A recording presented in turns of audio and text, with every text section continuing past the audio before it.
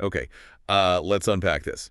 Welcome to today's deep dive. If you were sitting there ready to tackle something massive, well, you were in the right place. You really are. Yeah, because the material we are looking at today is, it's dense. We are exploring Chapter 15, which is the Overview of Audit of Public Sector Undertakings. Right. And if you've glanced at the source text, you know it reads exactly like what it is. I mean, it's a highly technical, intricately structured administrative textbook. It's so dry on the surface. It really is. But beneath that dry exterior of accounting terminology lies the actual machinery that keeps government spending in check. Exactly. We are talking about the structural framework that dictates how public money is tracked and scrutinized and justified. And the stakes here are, they're fundamentally about transparency and accountability in a functioning society. Right, because when the subject is public sector undertakings, or PSUs, these massive state-run or state-funded entities, we are moving far beyond just balancing a corporate ledger. Yeah, it's a whole different ballgame. We are examining the precise mechanisms designed to ensure that you, the taxpayer, are actually getting value for the money that the state extracts and spends on your behalf. Which is what we all want to know, right? Exactly. It's the framework that attempts to guarantee the gears of society turn as designed, rather than just spinning out of control in a void of oversight. In fact, if you look at the visual backdrop I've set up today, it's a sprawling blueprint of a massive metropolis. I'll love that. Yeah, that is what we are dissecting, the underlying architectural plans of public accountability. That blueprint analogy is exactly how we need to approach this, because the architecture is so complex and filled with overlapping jurisdictions and just a whole alphabet soup of acronyms. So many acronyms. So many. Our specific goal today isn't just to summarize the text. We are going to build mental frameworks. Mm-hmm. When I was prepping for this, I realized that trying to brute force memorize these concepts is a losing game. Oh, absolutely. You'd forget it in a day.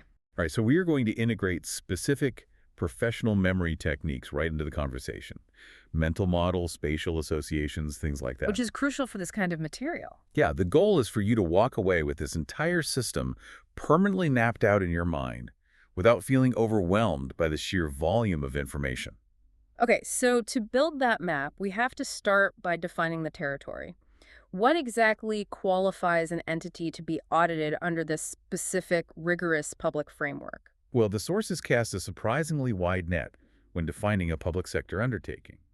It's not just one monolithic type of government department. Right. It includes government companies and corporations that are directly controlled by the union and state government. But it also extends to non-commercial autonomous bodies, and crucially to authorities and bodies that are substantially financed from union or state revenues. That phrase, substantially financed, seems like the catch-all. It really does. Yeah. It implies that if public money is keeping an entity afloat, that entity cannot hide behind the veil of being a private or autonomous organization. The public scrutiny follows the public dollar. But when it comes to the heaviest level of commercial audit arrangements, the text draws a very hard line in the sand with a specific number. The 51% threshold. Right, the 51%.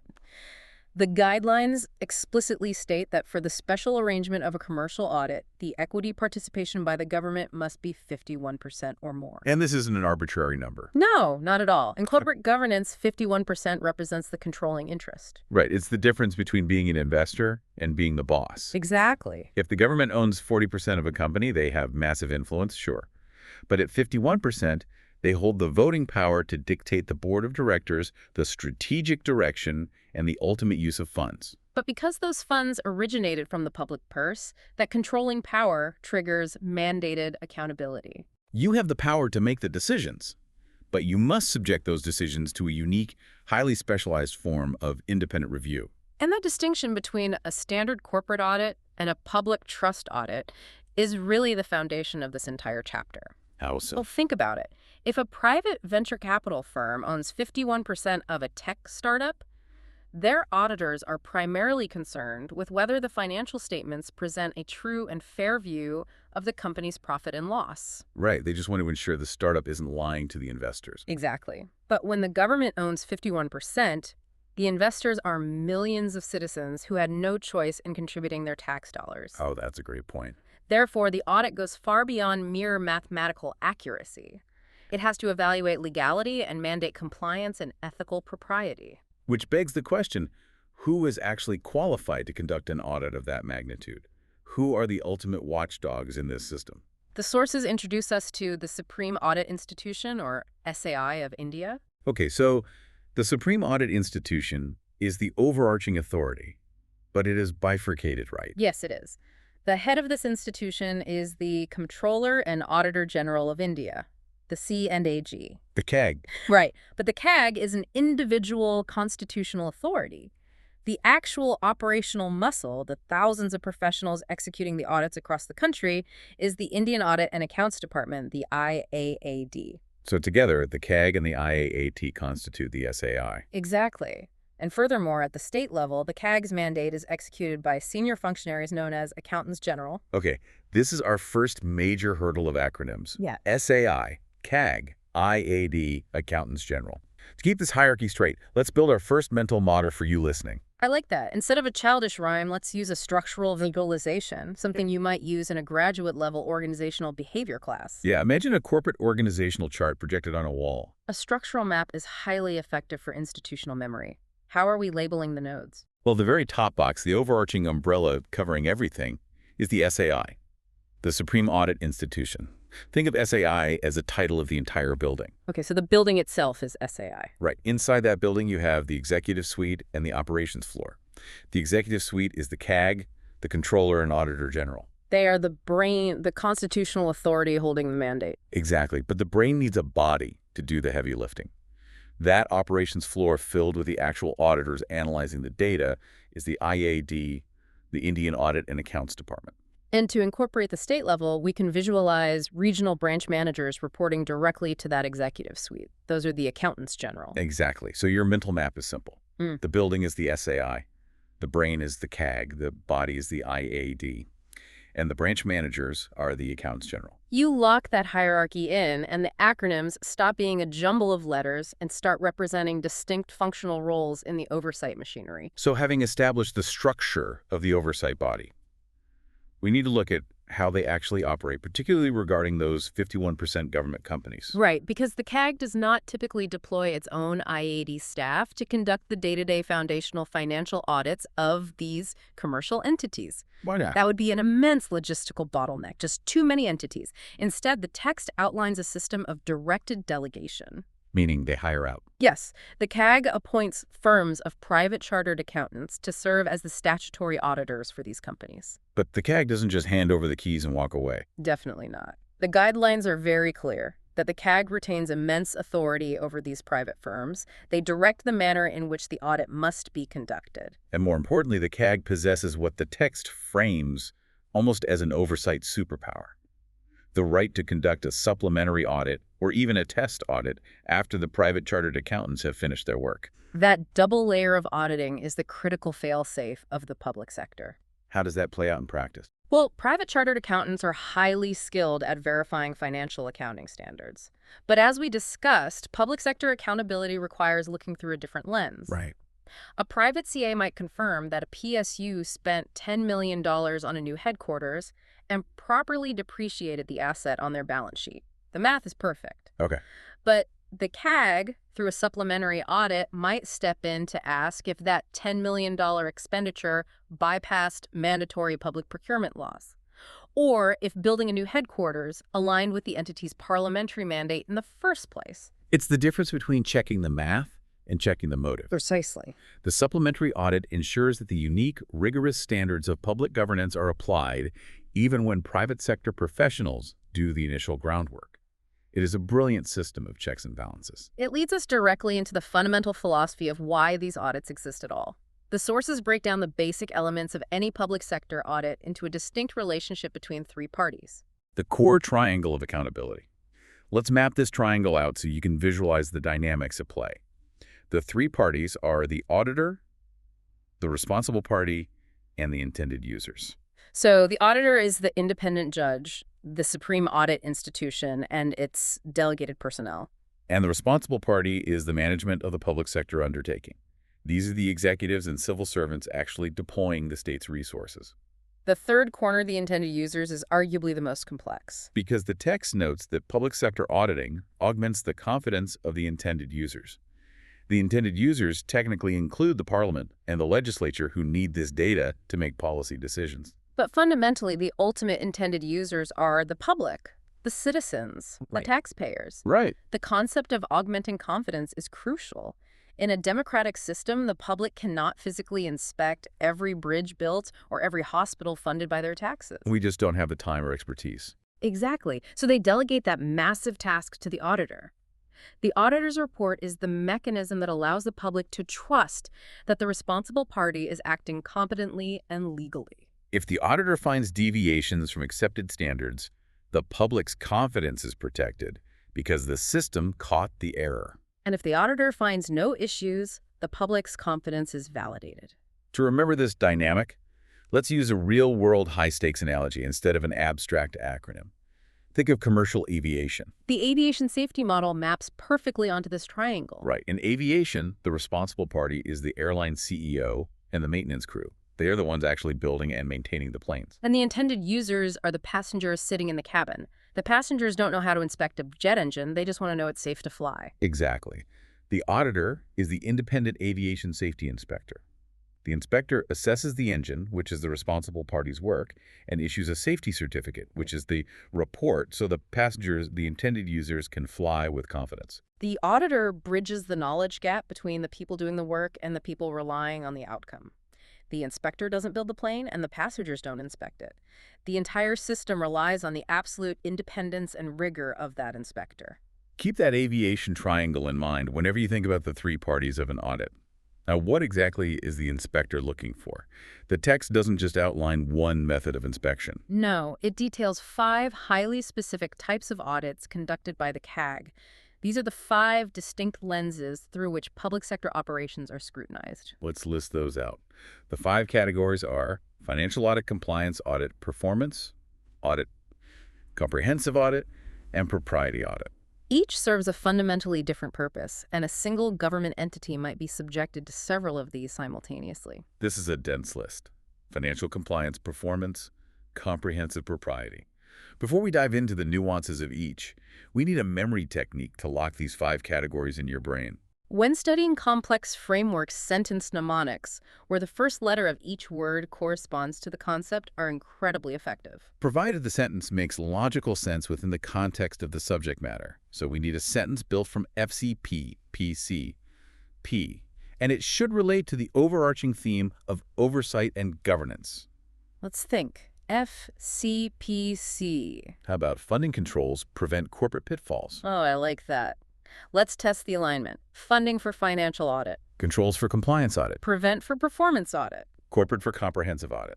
And pitfalls for propriety audit. That works exceptionally well. It sounds like a principle of risk management, which is exactly what auditing is. Funding controls prevent corporate pitfalls.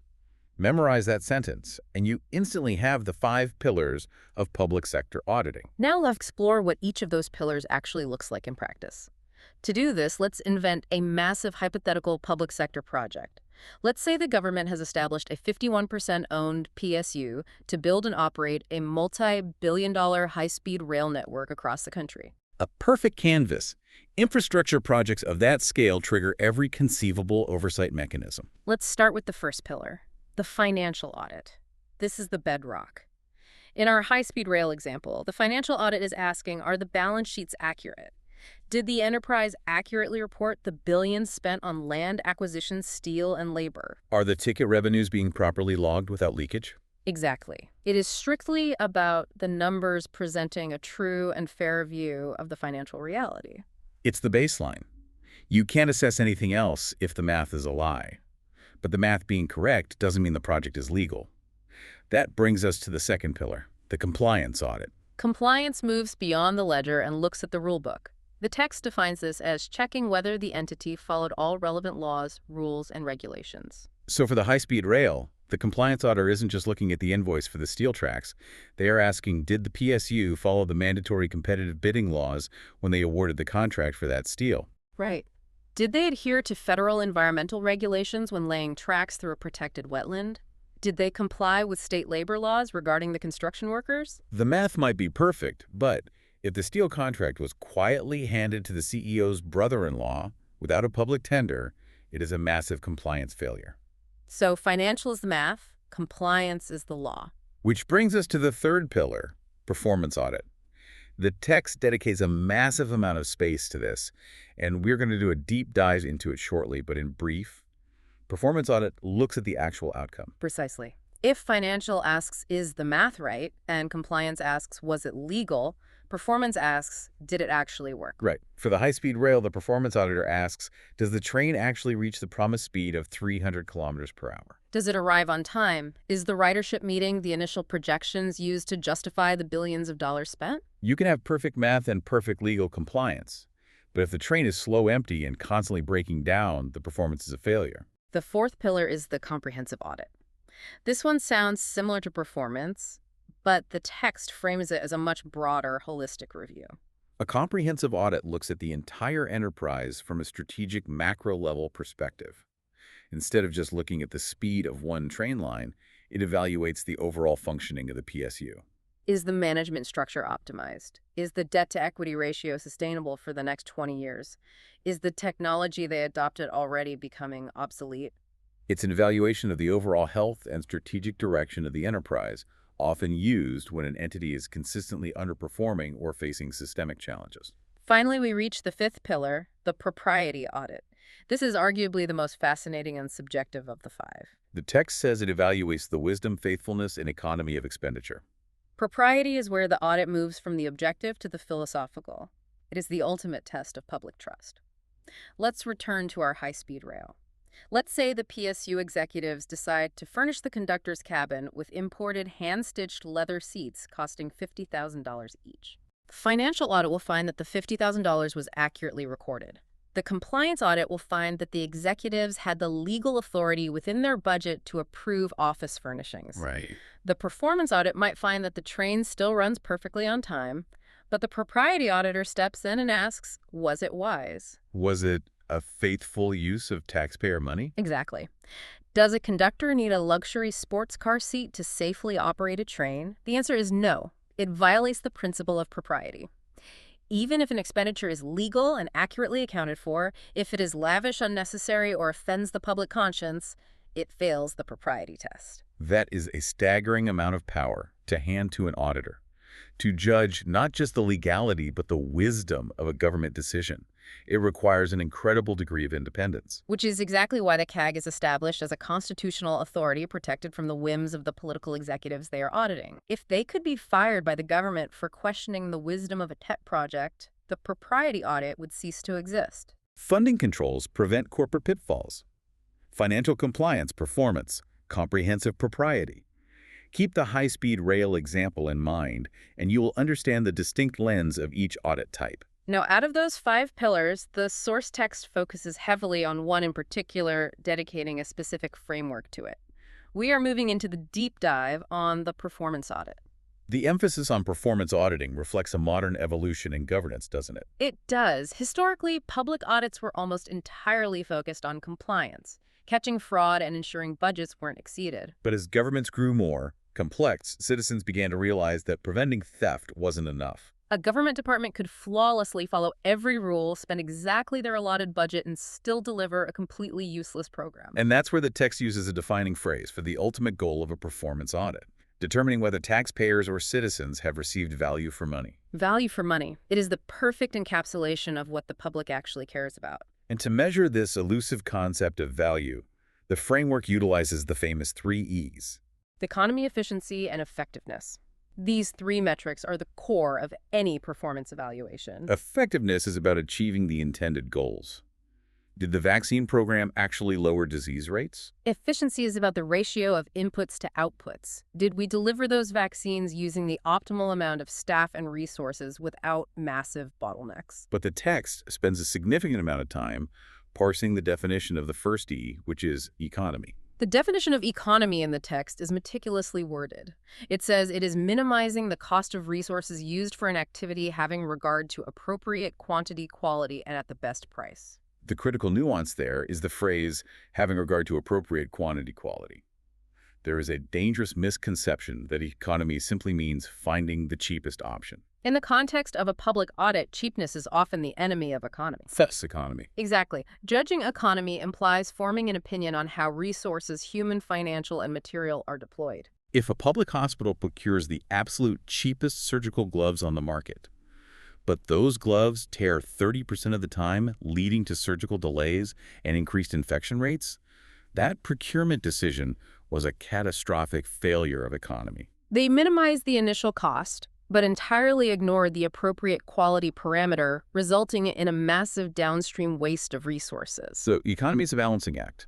It's acquiring resources in due time, in appropriate quantity and quality at the best price. And the text doesn't just leave this as an abstract theory. It cites the ECA Performance Audit Manual, providing 4 highly specific questions an auditor might ask when investigating economy. When I first read these, they completely changed my perspective on what an auditor actually does on a day-to-day basis. They provide a very sharp look at the actual mechanics of a performance evaluation.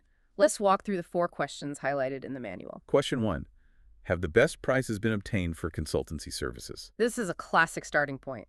Governments and PSUs rely heavily on external consultants for specialized knowledge or temporary surges in workload. But consultancy contracts are notorious for spiraling costs.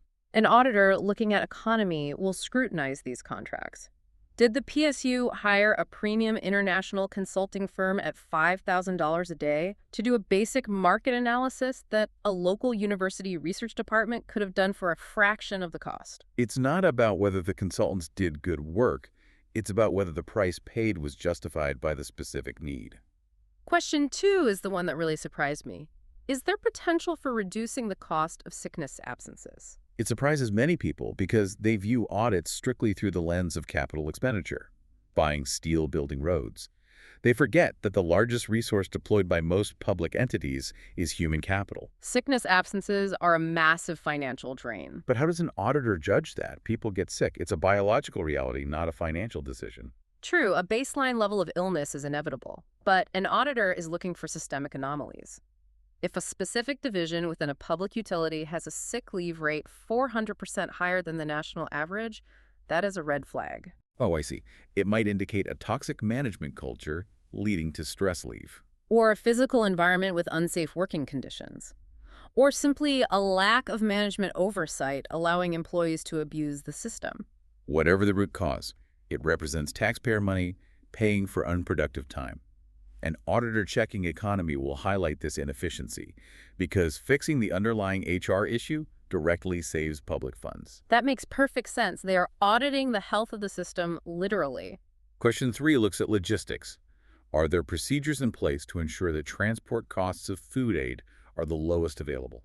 This highlights the concept of due time and logistics. Let's say a state agency is mandated to deliver non-perishable grain to a drought-affected region.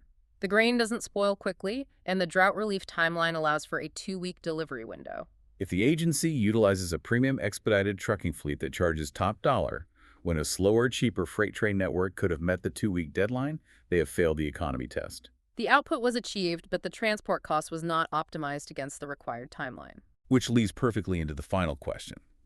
Has there been a waste of resources in achieving an output? This is the ultimate catch-all for material inefficiency. You built the bridge, which is the output.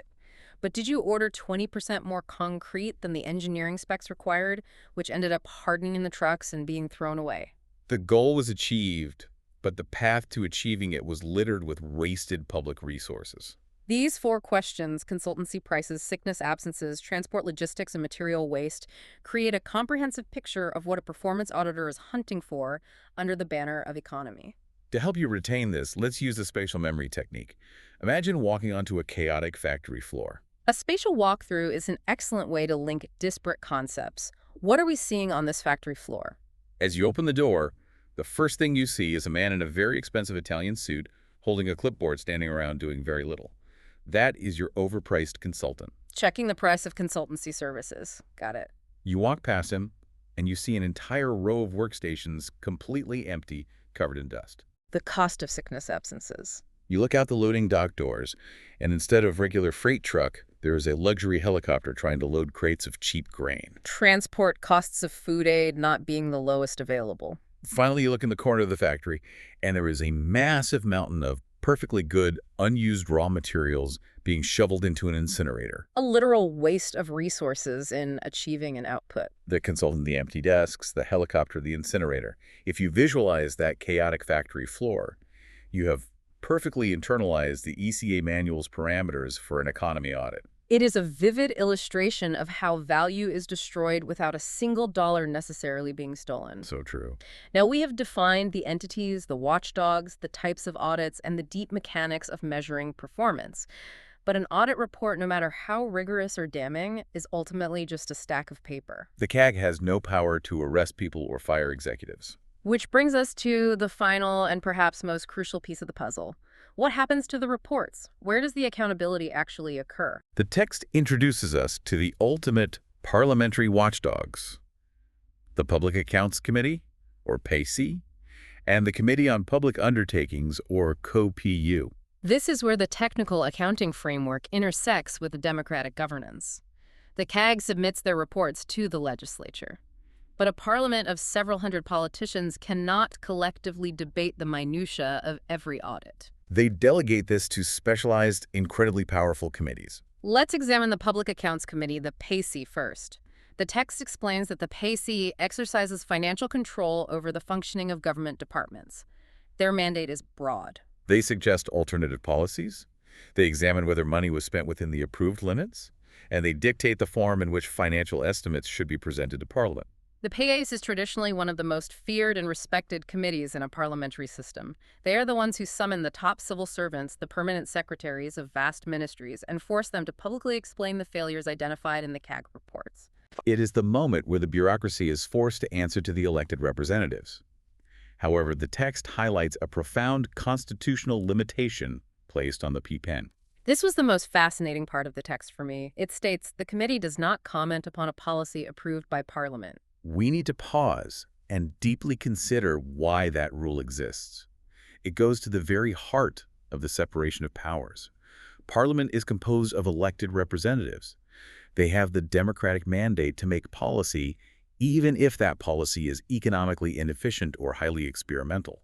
If Parliament votes to spend $10 billion to attempt to build a research base on the moon, that is the established policy. Right, and the unelected auditors at the CAG and the members of the PP cannot look at that and say, building a moon base is a stupid, wasteful policy. We should spend that money on roads instead. Exactly. If the PAC or the auditors could overrule the policy decisions of Parliament based on their own internal logic of efficiency, they would be usurping the democratic process. They would become an unelected technocracy dictating national priorities. Therefore, the policy itself is sacred once Parliament approves it. But the text immediately provides the counterbalance. It says, but where there is evidence that a particular policy is not leading to the desired results or is leading to waste it, is the duty of the committee to bring it to the notice of the House. This is the delicate tightrope the PIACs walks.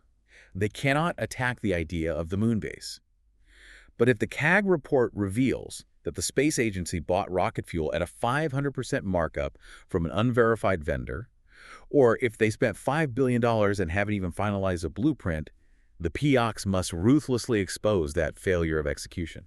They judge the implementation, the economy, and the effectiveness of the process without questioning the legitimacy of the ultimate goal. They guard the process, but not the destination. That is a brilliant distinction. Now, while the PIACs handles the sprawling government departments and ministries, the specific 51% equity PSUs we've been discussing have their own dedicated parliamentary watchdog. That is the Committee on Public Undertakings, or COPU. The text notes that COPU exercises the same financial control on public sector undertakings as the PICAT exercises over government departments. The text outlines 4 specific, highly structured functions of COPU. Because these entities are structured as companies rather than traditional government departments, COPU's mandate has a distinctly corporate flavor. Function 1. They examine the reports and accounts of the public undertakings. Before they even look at the auditor's opinion, they look at what the PSU's own management is reporting. They analyze the annual financial statements and profit-loss accounts just as a board of directors would. Function 2. They examine the reports of the Comptroller and Auditor General on those public undertakings. This is where they compare the company's internal narrative against the independent reality check provided by the CAG statutory and supplementary audits. Function 3 is where it connects back to our deep dive on performance auditing. CoPU examines the autonomy and efficiency of public undertakings. They are tasked with determining whether the affairs of the PSU are being managed in accordance with sound business principles and prudent commercial practices. This implies they aren't just looking for corruption, they're looking for incompetence. A PSU might be completely free of fraud, but if the executives are running it into the ground through terrible strategic decisions or bloated bureaucracy, CoPU has the mandate to investigate that lack of prudent commercial practice. And finally, Function 4 CoPU exercises such other functions vested in the PSC and the Estimates Committee in relation to public undertakings as may be allotted to them by the Speaker from time to time. This gives the legislative leadership the flexibility to assign specific specialized investigations to CoPU as crises or unique situations arise. 4 distinct functions: examine the company's reports, examine the CAG's reports, evaluate their business efficiency, and execute tasks allotted by the Speaker. To lock these 4 pillars of CoPU's mandate into your mental framework, let's use a targeted acronym. We are dealing with corporate governance, so let's use terms that fit a boardroom. We have reports from the company CAG, the Auditor Efficiency for Business Practices, and Speeder for Allotments, RCES. How about reviewing corporate entity standards?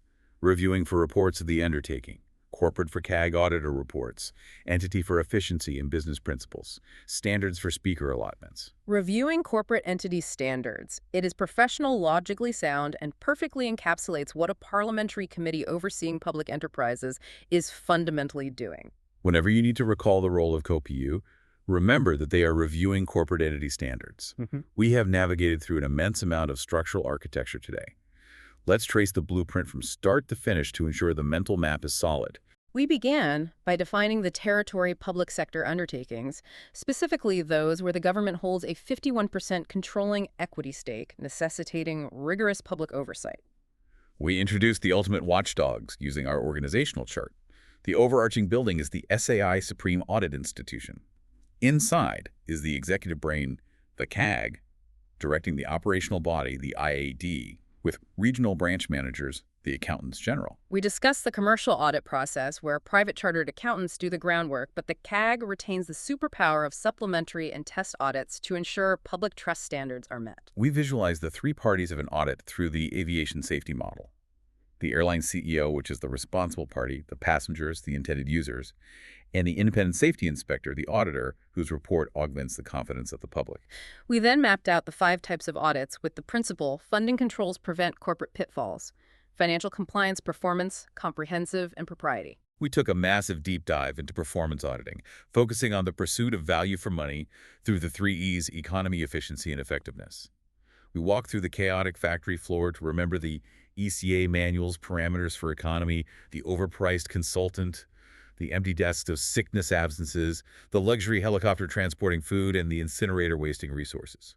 And finally, we explored the parliamentary execution of accountability. We discussed the PAC's delicate constitutional balance of investigating execution without overriding legislative policy. And we locked in the functions of CoPU, the committee overseeing PSUs, by remembering their mandate of reviewing corporate entity standards. Reports, CAG audits, efficiency, and Speaker allotments. It is a vast and intricate system, but understanding it is arguably a fundamental requirement for civic literacy. Exactly. So what does this all mean for you listening right now?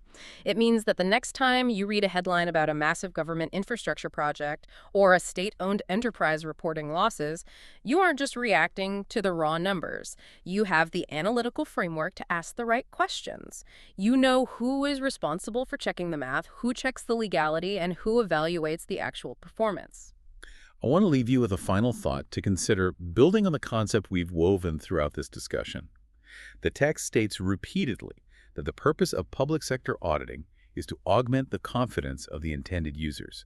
You are the intended user. But confidence is not something that should be granted passively. It must be actively demanded. When you observe the institutions around you, how often do you allow the conversation to stop at a financial or compliance level? How often are you satisfied just knowing that a project stayed within budget and didn't break any laws? As we've seen today, a project can be entirely legal, mathematically perfect, and still be an absolute failure of economy, efficiency, and effectiveness. As citizens and observers, we need to elevate our expectations. We must look past the initial price tag and start relentlessly questioning the actual performance and the true value generated by the systems that shape our society. Accountability is a mechanism, but it requires an engaged public to actually power it. Demand the value for the money. That is the perfect place to leave it. Thank you for joining us on this incredibly deep exploration of a vital framework. You tackled dense, highly technical material today, built robust mental models, and hopefully emerged with a sharper, more critical perspective on how public accountability actually functions. Keep questioning the systems around you and keep diving deep.